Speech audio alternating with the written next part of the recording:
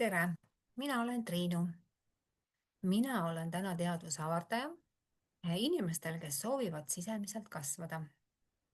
Ma jagan sulle täna neid teadmisi, mis aitasid minul välja tulla ärevusest ja depressioonist ja hakata tegelema oma emotsioonide ja tunnetega.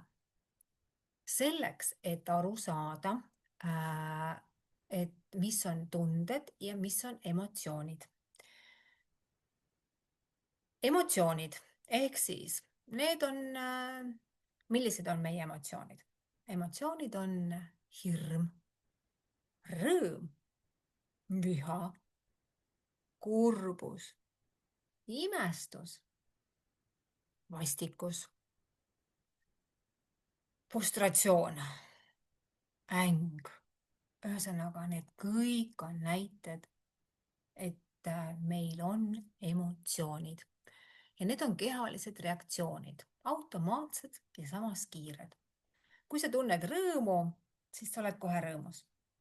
Ja kui sa tunned ennast hirmudes, siis sa oled selline väike ja, ja seda ja see hirm on selline, et see on selline kehaline reaktsioon.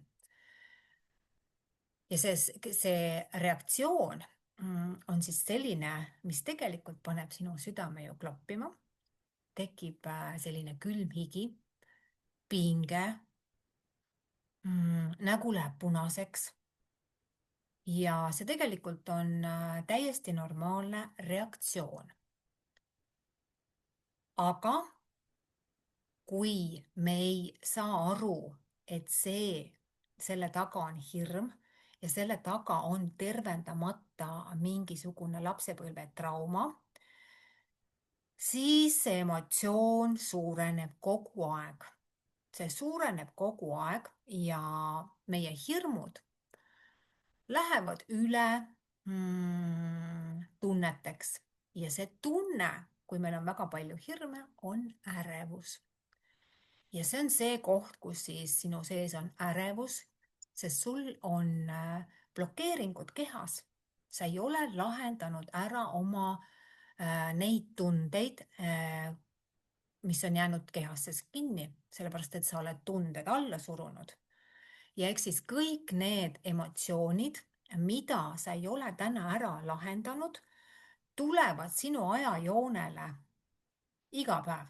Sa võid iga päev tunda seda hirmutunnet, aga kui sa hakkad sellega tegelema, siis sa saad selle hirmu enda seest ära lahustada. Sest kõikidel nendel olukordadel, mis sinu ellu täna tulevad, ei tule juhuslikud, vaid need on just sellepärast, mis on vaja tervendada. Mis on vaja tervendada. Nii et kui me hakkame oma emotsioone, kui me ei tervenda oma emotsioone, siis sinna taha tulevad mõtted ja need võivad olla negatiivsed. Ma lihtsalt jagan sulle oma kohta, et kui mul tuli hirmutunne ülesse, siis see tähendas tegelikult seda, et minu sees tekkis ellujäämisprogramm, ehk siis üks nendest on tardu. Kas ma jäin tardumisse? Teine reaktsioon on see, et põgene, siis ma hästi tugevalt põgenesin igalt poolt ära. Mängi surnut, ehk siis kõik need olukorrad, kus su hirm täna ülesse tuleb, on see, kuidas sa reageerid. Aga see hirm tuleb ülesse sellepärast, et sul on lahendamata seal midagi. Ja kui need hirme on hästi palju, siis see muutub lihtsalt ärevuseks ja lõpuks depressiooniks. Nii et ja seal, kui meil on need lahendamata need hirmud, siis meil on meie sees on mega palju süütunnet, vihatunnet, rahulolematust ja see tähendab seda, et kõik meie varasemad kogemused, uskumused ja mõtted on siis, keerlevadki meie sees.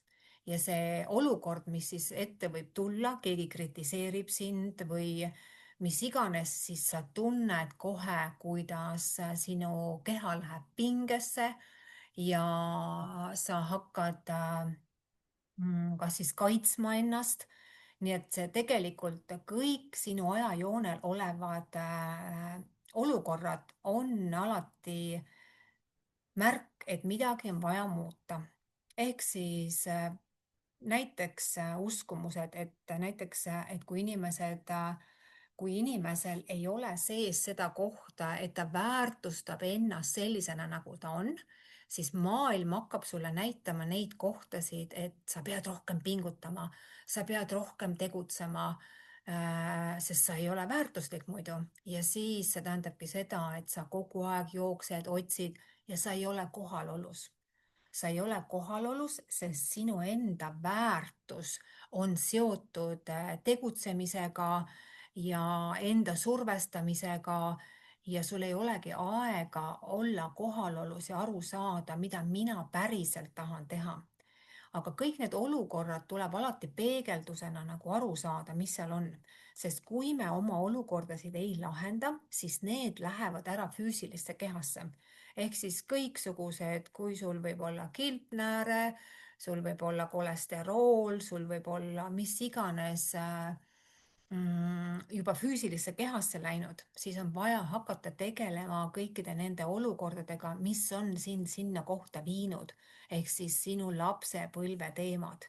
Nii et tänane nagu kehastus on hästi võimas nagu enesetervendamine, et tulla ära iseenda väärtusesse, hakata iseennast armastama sellisena, nagu ma olen, nägema endas seda valgust, nägema endas seda sära. Nii et, aga inimestel, kellel on palju hirme, siis nad kardavad kõike, siis nad ei julge nähtavad olla ja kõik need viivad inimese sinna väikseks kohta.